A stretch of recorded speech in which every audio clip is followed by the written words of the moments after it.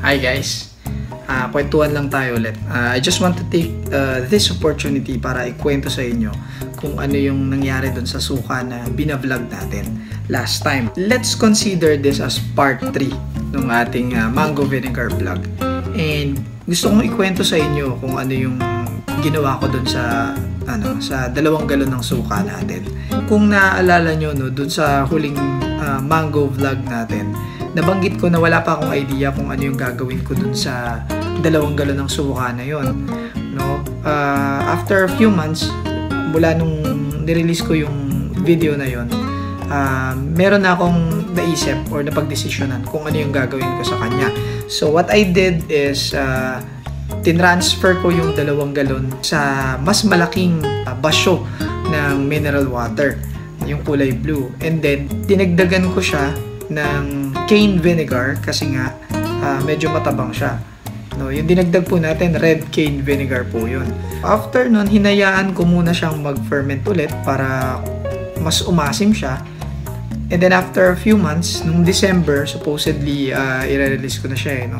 So ang plano ko sa kanya ay ibigay sa mga kasama nating tenant sa night market as Christmas gift, no? Kaso hindi na siya umabot kasi sobrang busy namin nun. So nung January, pag uwi namin galing sa bakasyon, inasikaso ko na siya, no? Nag-prepare ako ng mga bote, no? Pinahugasan namin yung bote doon sa staff namin. And then naggawa ako ng layout para sa tag na ginamit ko sa kanya.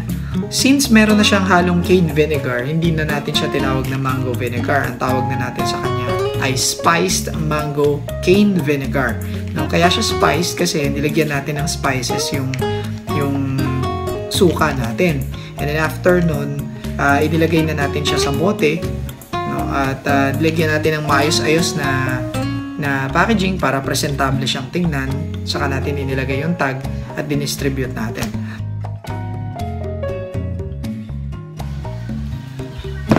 Bago tayo malis, pakita ko lang sa inyo yung yung ginawa nating packaging dun sa suka. So simple lang siya kasi minimalist tayo, no? So ginawa natin yung bote, nilagyan natin siya ng Manila paper sa ibabaw. Yun yung ginawa nating pinaka-seal niya. And then tinalian natin ng paper twine. And then gumawa tayo ng tag. So itong tag na to naka-separate to, no? Nilagyan natin siya ng tali. Yan, ako na yung nag-drawing niyan, ako na rin yung nag-layout, no? So nilagyan natin siya ng tali at sinabit natin dito sa ibabaw. Hindi na tayo naglagay ng sticker dun sa bote, no? Tag na lang, okay na yun, no? So yan, ganyan lang siya kasimple.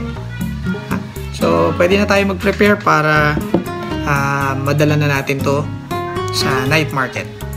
Let's go! Ayan guys, ready na yung mga suka. Ilalagay na lang natin siya sa box, tapos pupunta na tayo sa night market kasi medyo late na rin tayo, no? Okay, so let's go! Matapos na maihanda ang lahat ng mga suka, inilagay ko na ang mga bote sa loob ng kahon na siyang bibit-bitin ko papunta sa Minis Market. Ayan, nandito na tayo sa night market, no? Tingnan ko kung makakapag-video ko mamaya. Gusto ko sanang i-vlog yung pag-abot ko dun sa mga co-tenants natin, no? Kaso medyo nahihiya ako dahil hindi pa ako sanay masyado na mag-vlog ng ganong klaseng content, no, sa public. So what I did is I just take pictures with them, no? And masaya naman sila, nagustuhan nila, at natuwa rin ako na nagustuhan nila yung pinrepare nating suka na mahigit 1 taon nating pinaghandaan, no? At ginawa. Yun lang. Hanggang dyan na lang muna. Puro kwentuhan muna yung content natin. Ang mahalaga, dyan lang kayo, no? Kasi may mga upcoming contents ako naka-ready. So kailangan lang ng time, no? At support galing sa inyo. So thank you very much. Kita kits.